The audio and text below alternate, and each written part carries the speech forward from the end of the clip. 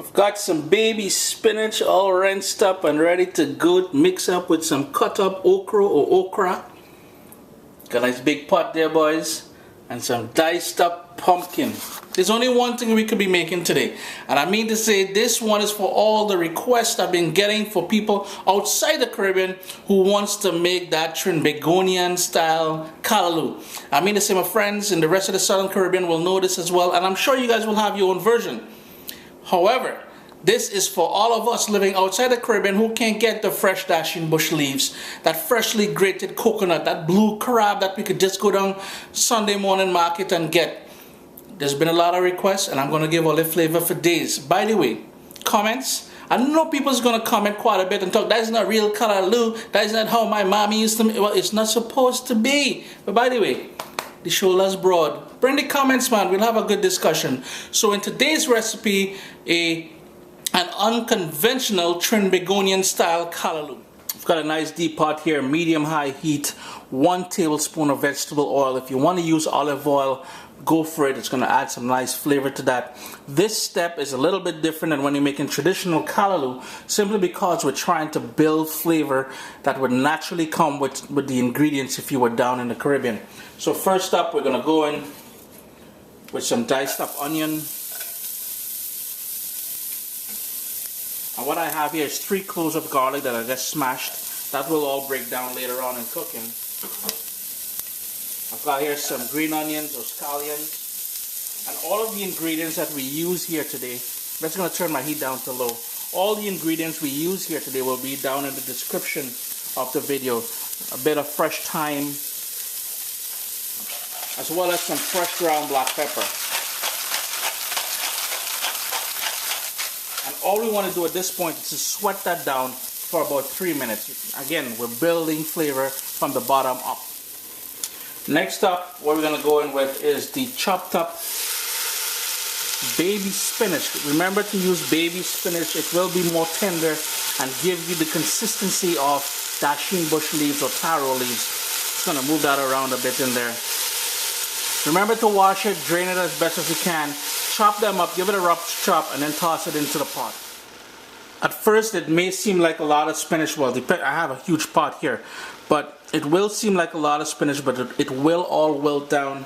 At this point, I'm going to go in with some salt. Top it with that cut up okra,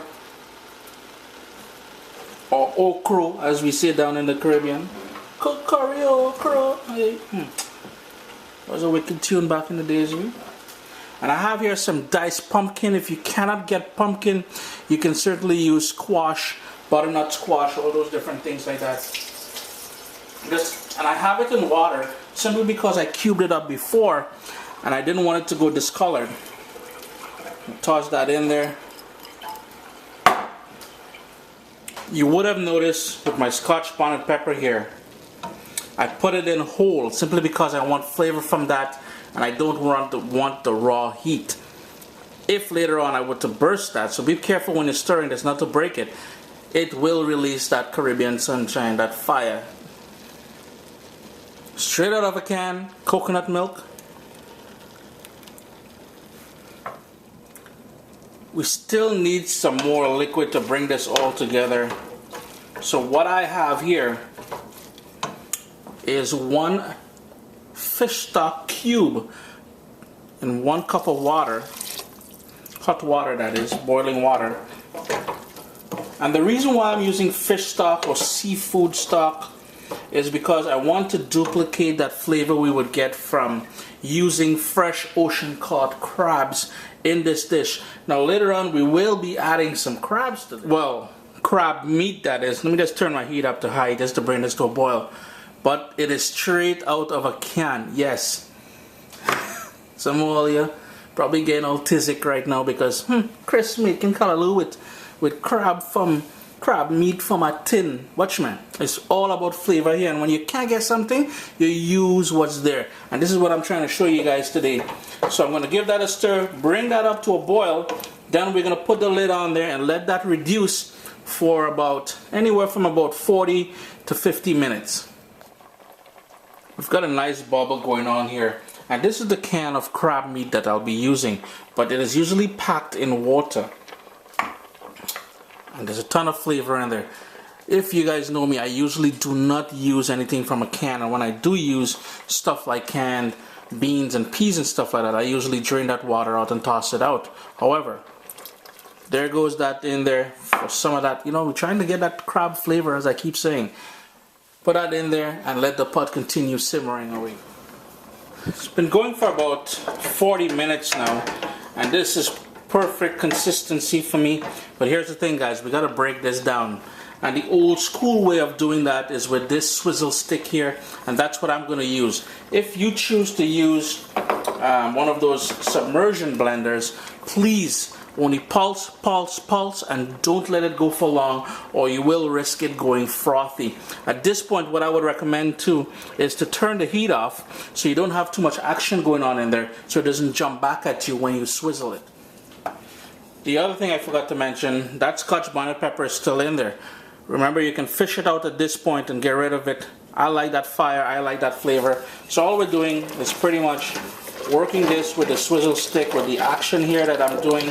I'm gonna get this thing smelling nice.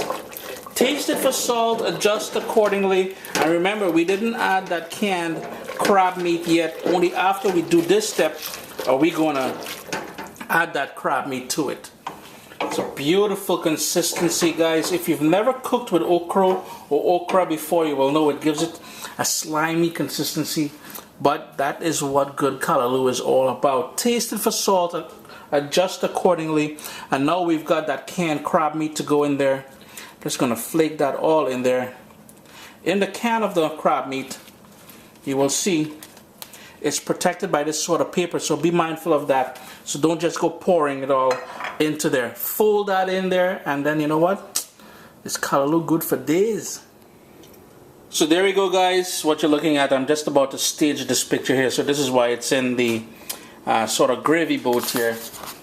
A different take on Trinbagonian callaloo. Now, my mom is a boss callaloo maker. My grandmother before her, and supposedly my brother. Hey, Ted, how you doing? Living in New York, then my boy is supposedly the best callaloo maker in the family. But I'm telling you, this one here, I just tried it. Lovely for days. Chris here, CaribbeanPot.com, an unconventional Caribbean style callaloo soup. Guys, you're gonna love it. Give it a try, man. Trust me on this one.